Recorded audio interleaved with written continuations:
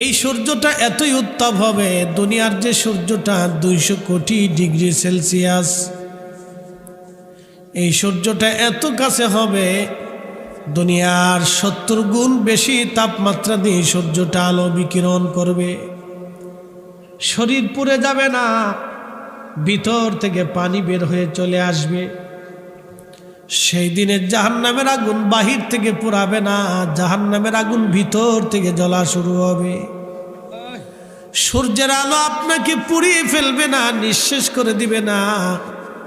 সূর্যের আলোটা ভিতর থেকে আপনাকে শুকিয়ে নিয়ে এসে প্রচণ্ড উত্তাপে কষ্ট দিতে থাকবে। নবীজি বলেন, উম্মত, সেই দিন হাউজে কাউসারের পানি ছাড়া আর কোনো পানি থাকবে না। আমি আমার উম্মতদেরকে ডেকে ডেকে নিয়ে হাউজে কাউসারের পানি পান করিয়া কলিজা ঠান্ডা বানায় দেব। চিৎকার মেরে জোরে বলেন না মারহাবা।